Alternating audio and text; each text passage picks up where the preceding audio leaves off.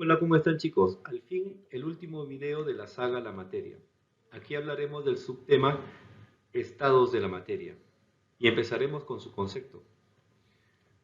Los estados de la materia vienen a ser etapas o formas que físicamente se pueden apreciar a través de la medición de ciertas propiedades que pueden tomar un sistema físico en relación a la presión y la temperatura. Entonces, estas etapas o formas dependen de sus propiedades que presenten en ese momento. Por eso nosotros vamos a mencionar y comparar las propiedades o características de estos tres estados. Veamos, existen tres estados fundamentales de la materia: el sólido, líquido y gaseoso.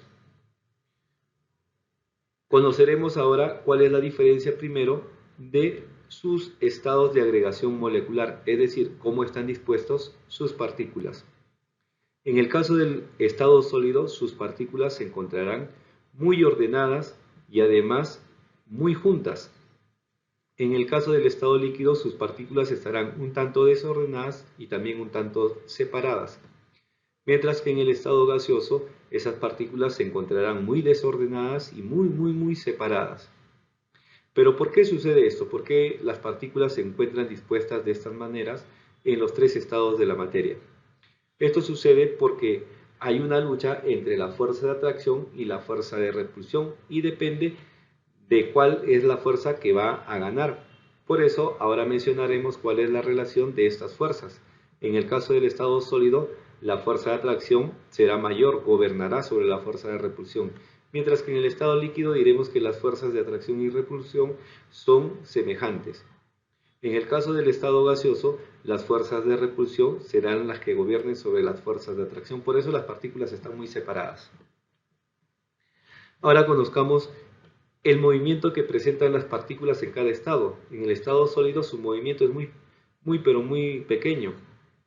Se dice que estas partículas en el estado sólido están vibrando, mientras que en el estado líquido ellos están resbalando unas con otras, y en el estado gaseoso existe un gran movimiento, un movimiento caótico, muy desordenado. Ahora hablemos acerca de la forma que presentan estos cuerpos en estado sólido, líquido y gaseoso. Mientras que en el estado sólido la forma que presentan es definida, en el estado líquido y en el estado gaseoso la forma será indefinida porque ellos adoptarán la forma que presente el recipiente que los contiene. En el caso del volumen, los sólidos presentarán su volumen definido, no estará cambiando a cada instante, salvo que exista una fuerza externa que actúe sobre ellos. En el caso del estado líquido, su volumen también será definido, es decir, la cantidad de espacio que ocupa estará definido. Por eso que cuando uno compra una gaseosa de 1 litro en la tienda, entonces si uno saca la gaseosa y lo coloca dentro de una jarra, su forma podrá cambiar, pero el espacio que ocupa seguirá siendo el mismo. Cosa que en el caso de los gases no sucede. Ellos tendrán un volumen indefinido, porque si tú los sacas del recipiente, ellos ahora ocuparán todo el espacio que esté a disposición. La comprensibilidad es la capacidad de poder disminuir el volumen de un cuerpo debido a una presión externa. En el caso de los sólidos, como sus partículas están muy juntas, entonces no podrán juntarse más, así que su volumen no podrá disminuir. Se dice que los sólidos no tienen comprensibilidad. Mientras que los líquidos, como están un tanto separadas, podríamos decir que tienen una comprensibilidad muy baja. Pero en realidad a la práctica diríamos más bien que no tienen comprensibilidad, ¿no? Aunque teóricamente tendrían un poquito de comprensibilidad.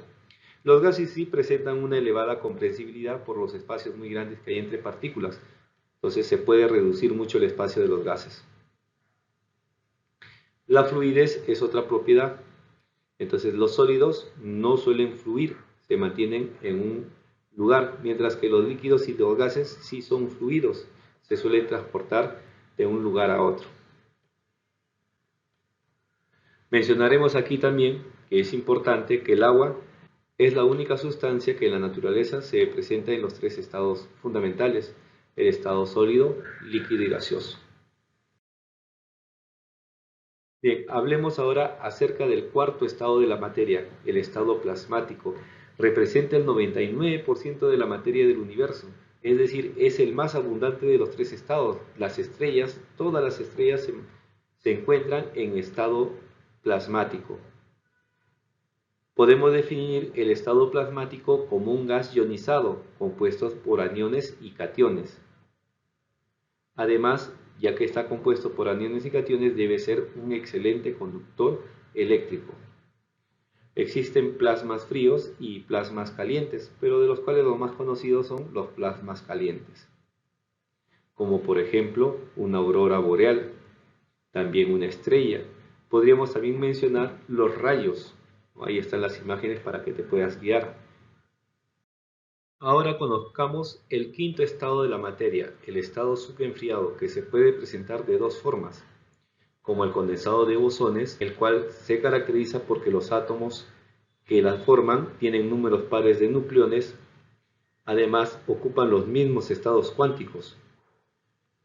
Esto se logra a temperatura de las 100 millonésimas partes de un grado Kelvin, o sea, muy cercanos al grado cero, no al cero absoluto. Los átomos que forman los condensados de bosones van a formar un solo átomo, al cual se le conoce como superátomo. Además, estos condensados de bosones son utilizados como superfluidos y como superconductores. Aquí tenemos la representación del condensado de bosones, el condensado Bose-Einstein, en el cual, mira, las partículas se encuentran todos en un mismo nivel energético. El otro sería el condensado fermiónico. Este se caracteriza porque sus átomos presentan números impares de nucleones. Además, no ocupan los mismos estados cuánticos. La temperatura a la que se logra es las 50.000 millonésimas partes de un grado Kelvin, también muy cercano al cero absoluto. Aquí también las partículas forman un solo átomo, son superfluidos y superconductores también, y aquí tenemos su representación. Veamos aquí que las partículas no ocupan un mismo nivel energético. Los cuerpos no necesariamente tienen que mantenerse en un estado, podrían cambiar sus estados. Entonces conozcamos cuáles son los nombres de esos cambios de estado de la materia.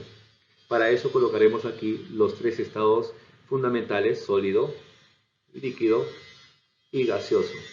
Ahora mencionaremos los nombres de los cambios de estado. Por ejemplo, si un cuerpo pasa de sólido a líquido, entonces ese cambio de estado se llamará fusión. Si pasa de líquido a gaseoso, entonces podrá llamarse gasificación si el cuerpo logrado en estado gaseoso será un gas. Pero si es un vapor, entonces lo llamaremos vaporización. El cambio de estado directo de sólido a gaseoso tiene por nombre sublimación directa. Ahora mencionemos los cambios de estado de manera inversa. Por ejemplo, si pasa de gaseoso a líquido, entonces podremos usar el nombre licuación, siempre y cuando el cuerpo gaseoso sería un gas. Pero si es un vapor, entonces utilizaríamos el nombre condensación. El cambio de estado de líquido a sólido es conocido como solidificación, pero también lo podríamos llamar cristalización si es que el sólido logrado es un cristal. El cambio de estado directo de gaseoso a sólido tiene por nombre sublimación inversa, aunque también se le conoce como deposición. ¿Cuáles son los factores que influyen para que los cuerpos quieran cambiar de un estado a otro? Son dos: el cambio de temperatura y el cambio de presión, aunque más es utilizado el cambio de temperatura para lograr estos procesos de cambios de estado.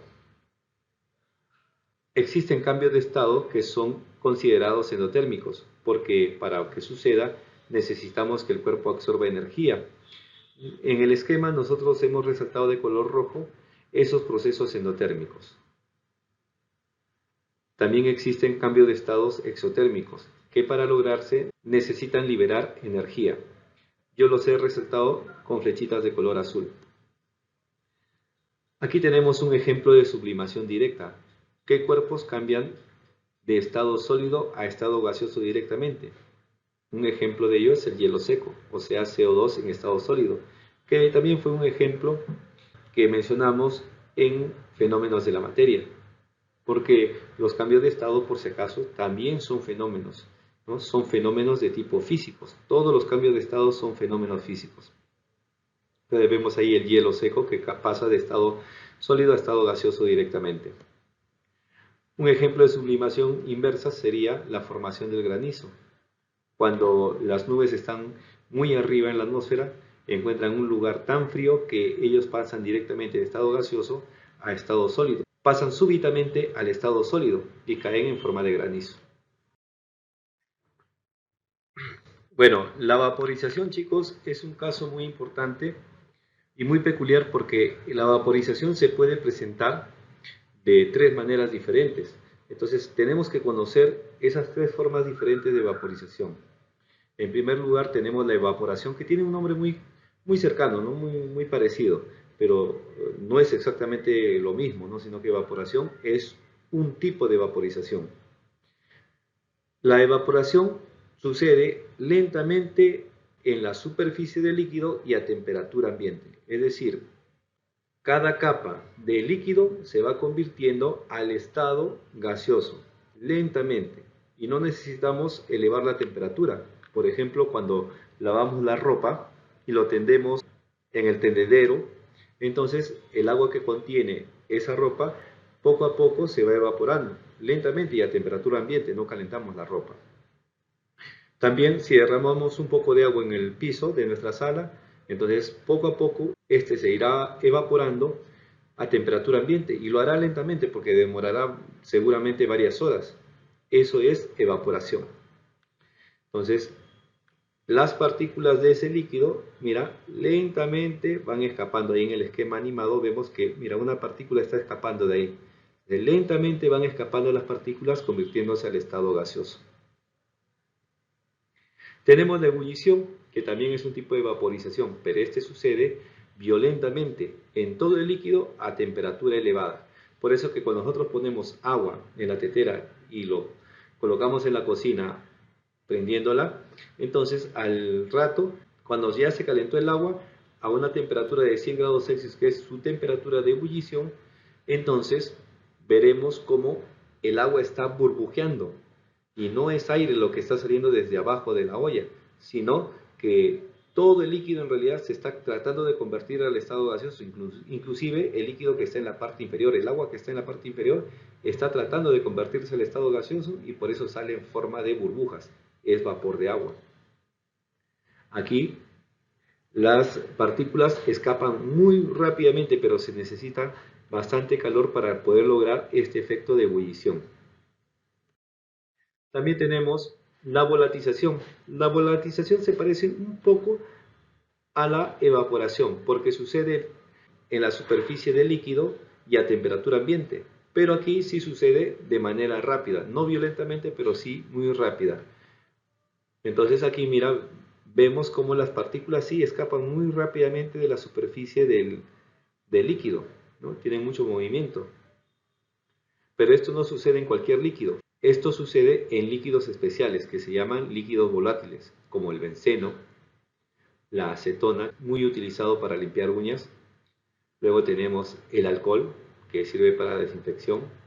Y tenemos la gasolina, que sirve como combustible para los autos. Bueno chicos, al fin hemos llegado al último video de la saga La Materia. Ya con esto culminamos todo el tema de la materia. Yo te pido por favor que te suscribas al canal de YouTube, Profesor Adolfo Ramón, para poder continuar haciendo estos videos y también para que te enteres de estos videos. Mira que voy a dar prioridad a los temas que vienen en el examen de la UNEVAL. Luego ya completaré los videos con los temas que vienen en el examen de San Marcos, en el examen de la UNI, ¿no? Entonces estaré completando todos los videos, pero voy a dar prioridad a los temas que vienen en el examen de la UNEVAL, ¿no? Entonces chicos, los espero. El próximo tema será el átomo. Hasta luego.